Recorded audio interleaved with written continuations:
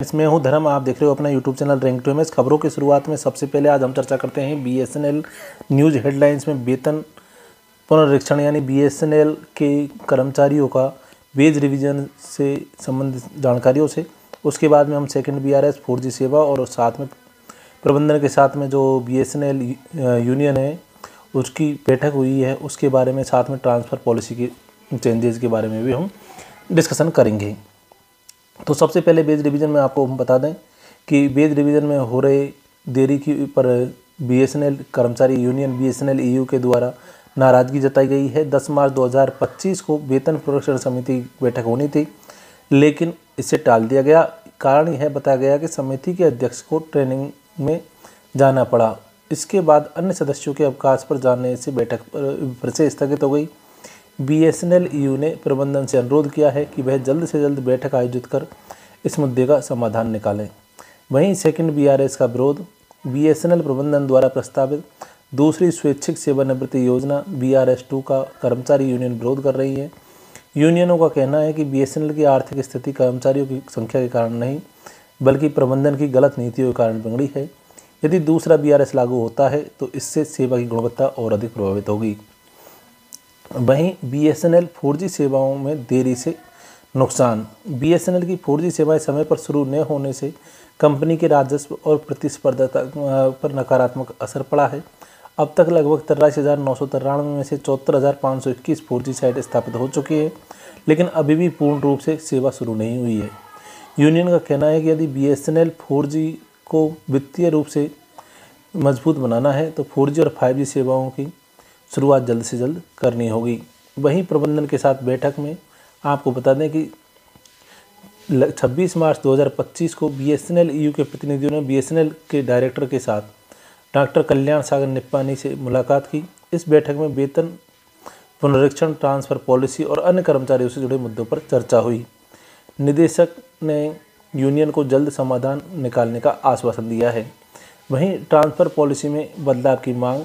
Union ने BSNL प्रबंधन से गैर कार्यकारी नॉन एग्जीक्यूटिव कर्मचारियों के ट्रांसफ़र में कमी करने की मांग की है। उनका कहना है कि कर्मचारियों को उनकी ऑपरेशनल एरिया में ही स्थानांतरित किया जाए और पति पत्नी दोनों बीएसएनएल में कार्यरत हो तो उन्हें एक ही स्थान पर तैनात किया जाए। यूनियन ने प्रबंधन को दिए गए ट्रांसफ़र अधिकारों में कुछ बदलाव करने की मांग की है।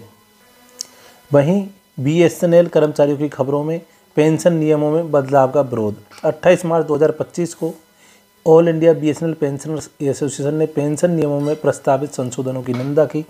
उनका कहना है कि यह संशोधन सेवानिवृत्त कर्मचारियों को उनके जायज़ लाभों से वंचित करता है। यह मुद्दा बीएसएनएल के भीतर नीतिगत तनाव को दर्शाता है, जो कर्मचारियों के बीच असंतोष का कारण बन सकता है। वहीं 4G 5G रोल आउट में देरी का प्रभाव। केंद्रीय मंत्री पेम्मासानी चंद्रशेखर ने कहा कि 4G रोल आउट में देरी और मोबाइल सेगमेंट में प्रतिस्पर्धा के कारण बीएसएनएल की आय प्रभावित हुई है। यह कर्मचारियों के लिए भी चिंता का विषय हो सकता है, क्योंकि कंपनी का प्रदर्शन उसके कार्य, वातावरण और भविष्य की स्थिरता से जुड़ा है। वहीं बीएसएनएल ग्राहकों की खबरों में होली धमाका ऑफर। होली के रंग बीएसएनएल के संग में एक प्लान में 251 GB हाई स्पीड डेटा और 60 दिन की वैधता मिल रही है, जिसे क्रिकेट प्रेमियों के लिए बढ़िया बताया जा रहा है। दूसरा ऑफर 29 दिन की अतिरिक्त वैधता कुल 365 दिन तक देता है, लेकिन यह 31 मार्च 2025 तक सीमित है, यानी ग्राहकों के पास रिचार्ज के लिए सिर्फ और सिर्फ अभी 2 दिन बचे हैं। कैप्शन प्रतियोगिता। आज 29 मार्च को बीएसएनएल ने एक्स पर पोस्ट किया बीएसएनएल कैप्शन कॉन्टेस्ट शुरू किया, जिसमें ग्राहकों से रचनात्मक कैप्शन मांगे गए हैं। जीतने वालों को पुरस्कार मिलेंगे। हालांकि पुरस्कारों का विवरण स्पष्ट नहीं किया गया। यह ग्राहकों को जोड़े रखने की एक कोशिश है।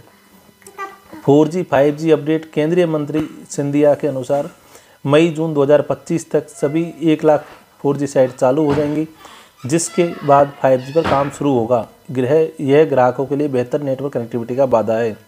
भारत नेट प्रोजेक्ट में 25 मार्च को एनसीसी को बीएसएनएल से उत्तराखंड और मध्य प्रदेश में मिडिल माइक नेटवर्क के लिए 10,800 करोड़ से अधिक के ऑर्डर मिले। इससे ग्रामीण इलाकों में ब्रॉडबैंड सेवाएं बेहतर होंगी, जो ग्राहकों के लिए अच्छी खबर है। कर्मचारियों के लिए पेंशन और कंपनी की आय से जुड़ी चिंताएं हैं। वहीं ग्राहकों को नए ऑफर और नेटवर्क सुधार का लाभ मिल रहा है। बीएसएनएल दोनों मोर्चों पर सक्रिय है, लेकिन चुनौतियां भी बनी हुई हैं। ताज़ा अपडेट के लिए देखते रहें आपके अपने YouTube channel rank to MS को। धन्यवाद।